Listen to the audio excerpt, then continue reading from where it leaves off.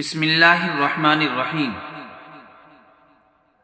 دوستو، ہم نے اس سے پچھلے حصے کے اندر بیان کیا آپ صلی اللہ علیہ وسلم کے نسب شریف میں جتنے نکاح ہوئے ہیں وہ سب پاکیزہ ہیں اور اسلامی طریقے کے مطابق تمام نکاح ہوئے ہیں۔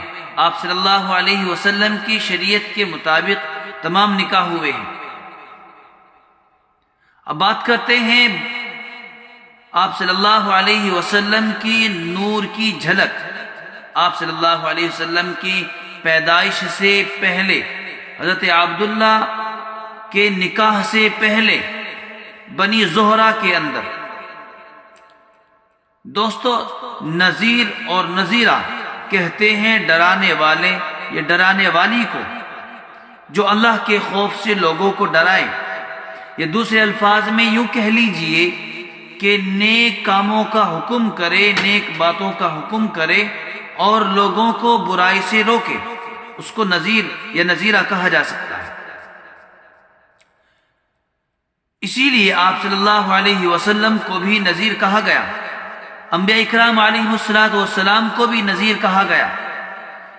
اللہ تعالیٰ نے آپ صلی اللہ علیہ وسلم کو حکم دیا وَأَنذِرْ عَشِيرَتَكَ الْأَقْرَبِينَ، کہ سب سے پہلے آپ اپنے خاندان والوں کو، اپنے قریبی رشتہ داروں کو ڈراؤ۔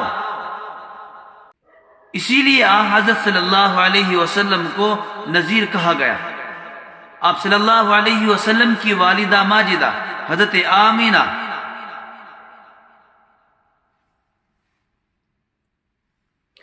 آمینہ بنی زہرہ سے تعلق رکھتی ہیں۔ اس لیے دوستو، سودا بنت زمع یہ ایک کاہنہ عورت تھی۔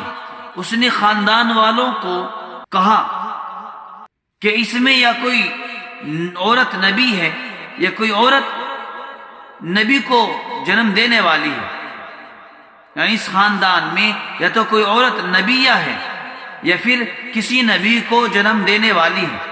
تو سودا بنت زمعہ نے خاندان کی تمام عورتوں کو اپنے پاس بلایا اور تمام عورتیں سودا بنت زمعہ کے سامنے آتی گئی اور وہ ہر ایک کو دیکھتی رہی، اس کے متعلق کوئی نہ کوئی پیشین گوئی کرتی رہی۔ جب حضرت آمینہ کی باری آئی تو اس نے کہا یہ تو خود نبیہ ہے یا پھر نبی کو جنم دینے والی ہے، یعنی ان کی کوکھ سے کوئی نبی پیدا ہوگا۔ دوستو، اسی طرح حضرت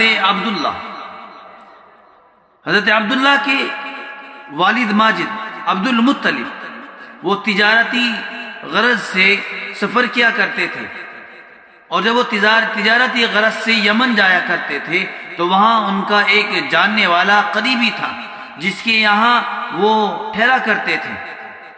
ایک مرتبہ وہ تجارتی غرض سے یمن پہنچے اور جب اس کے گھر پر پہنچے تو وہاں دیکھا کہ ایک عالم موجود تھے۔ اس عالم نے عبد المطلب کو دیکھا